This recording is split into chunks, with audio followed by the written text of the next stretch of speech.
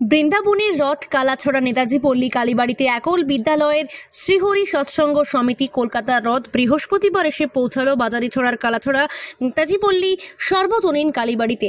এদিন বিকেল 4 ঘটিকায় কালীবাড়িতে এসে রথটি পৌঁছায়। তারপর শুরু হয় পূজার্চনা। রথটি দর্শন করতে প্রচুর লোকের সমাগম হয় কালীবাড়ি প্রাঙ্গণে।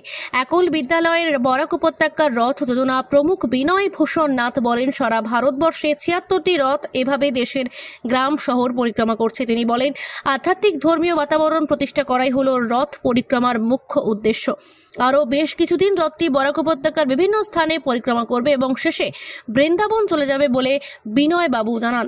এদিন উপস্থিত ছিলেন রথের পূজারী নিহারেন্দু চন্দ, সারথী রাহুল কর, কালীবাড়ি চ্যারিটেবল ট্রাস্টের সভাপতি অজয় সূত্রধর, সম্পাদক জন্মজিৎ দাস, মিহির দাস, দীপঙ্কর দেব, একল বিদ্যালয়ের আচার্যা রত্না পোদ্দার প্রমুখ। বৃহস্পতিবার অর্থাৎ আজ রাত 8 ঘটিকায় প্রজেক্টরের মাধ্যমে কৃষ্ণ লীলা প্রদর্শন করা হবে, তাই সবাইকে উপস্থিত থাকার জন্য অনুরোধ করা হয়েছে। বাজারিছড়া থেকে রূপালী সূত্রধরের রিপোর্ট, নিউজ অবিকল। শ্রীহরি সৎসঙ্গ সমিতি কলকাতা এর ব্যবস্থাপনায় আমাদের পুরা ভারতবর্ষের মধ্যে টোটাল 76টি রথ পরিক্রমা করতেছে। এর মধ্যে আজকে আপনাদের এই কালাছড়া গ্রামের মধ্যে আর কালাছড়া শীতলা মন্দির কালীবাড়িতে, কালাছড়া নেতাজি পল্লী কালীবাড়িতে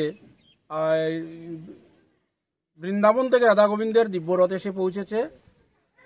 এই রথ পরিক্রমার মুখ্য উদ্দেশ্য হইতেছে আমাদের ভারতবর্ষের গ্রামে গ্রামে, নগরে, শহরে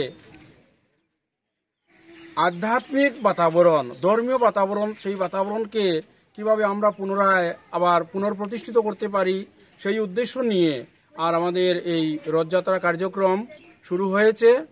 আজকে আমরা এই আপনাদের কালীবাড়িতে এসেছি, আগামীকালকে ইসাবিল চলে যাব। এইভাবে আমাদের এই দিব্য রথটি 6 বছর থেকে বরাকবেলির মধ্যে পরিক্রমা হইতেছে এবং আরো দীর্ঘদিন এই বরাকবেলির মধ্যেই এই রথে পরিক্রমা কার্যক্রম চলবে। তারপর আবার বৃন্দাবনে রথ চলে যাবে। ধন্যবাদ। জয় শ্রীরাম, জয় শ্রীকৃষ্ণ।